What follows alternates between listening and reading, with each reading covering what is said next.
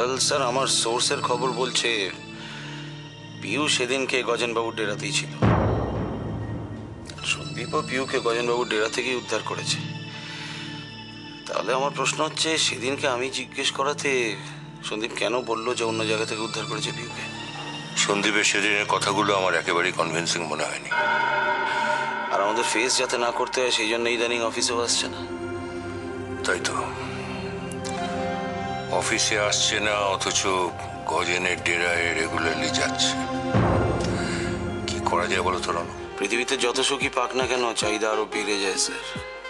না না, এই সন্দীপ ছেলেটা কি চাইছে কি? সেটাই তো এখন আমাদের তদন্ত করে বার করতে হবে। আচ্ছা, সন্দীপের সঙ্গে সরাসরি কথা বললে হয় না? বললে তো হয় স্যার, কিন্তু সে সুযোগ পাচ্ছি কোথায়? ইদানিং তো অফিসেই আসছে না। আচ্ছা, আমরা কি ওদের বাড়ি যাবো? আমার মনে হয় সেটা ঠিক হবে না স্যার। মানে ওর বাড়িতে গেলে ওর বাড়ির লোকজন সবাই ইনভলভ হয়ে যাবে ব্যাপারটার মধ্যে। আচ্ছা ঠিক আছে, দেখি আমি কি করতে পারি দেখি। স্যার আপনি চিন্তা করবেন না, আমি দেখছি। ইনফ্যাক্ট সন্দীপের ওপর কনস্ট্যান্ট একটা ওয়াচ রাখতে হবে। দেখা যাক না কি হয়। ঠিক জানতাম। এখানে শাশুড়ি আর বৌমা মিলে প্রেম পর্ব চলছে নাকি? হ্যাঁ, আচ্ছা এরকম শাশুড়ি আর বৌমা কেউ কোনোদিন দেখেছে যে সন্ধ্যাবেলা চা খেতে খেতে বসে বসে খোঁজ গল্প করছে? আমি দেখি, সিরিয়াসলি। অপর্ণা, কি ব্যাপারটা? কি কোনো সবাই ওয়েট করছে তো, চলো। ওয়েট করছে কেন? কি ব্যাপার দেবো? কি ব্যাপার মানে? না, ওটা ওটা ওটা ওটা এখন বলা যাবে না, ওটা গেলেই জানতে পারা যাবে।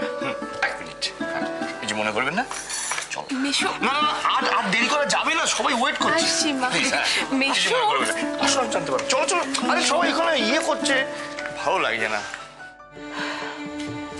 এই জন্য আমি তোমাদের বলেছিলাম সন্দীপের বিয়ে দেবার ব্যবস্থা করো। সংসারে থিতু হলে সব ঠিক হয়ে যাবে। বেশ, তো তুমি যদি তাই মনে করো তবে তাই হোক।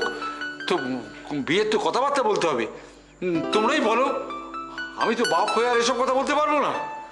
ওহ কপাল আমার, শান্তি নেই কোথাও একটু। জেঠি, দাদা যে কি করছে আমি তো কিছুই বুঝতে পারছি না। হ্যাঁ রে,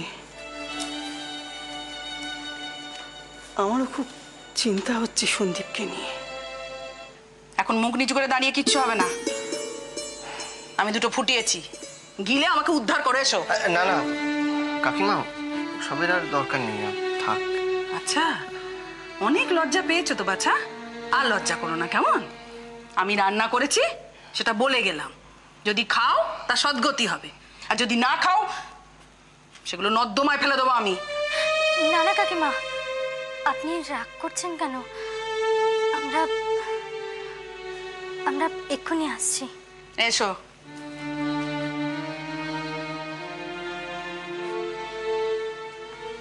আসছি মানে? আমার কিন্তু এসব একদম ভালো লাগে না। দরকার হলে আমরা না খেয়ে থাকবো, কিন্তু আজকের দিনটা অন্তত চলো, নাহলে কাকিমা খুব কষ্ট পাবে। কে জানে, রুদ্রকে বোঝা সত্যি খুব কঠিন।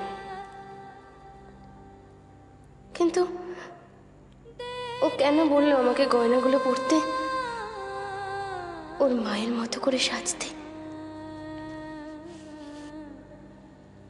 আমার শাশুড়ি মা কেমন দেখতে ছিলেন?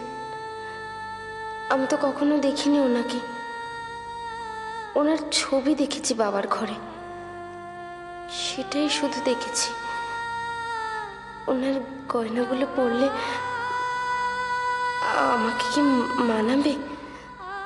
ছবি দেখে তো মনে হয় উনি খুব সুন্দরী আর বিদুষী ছিলেন।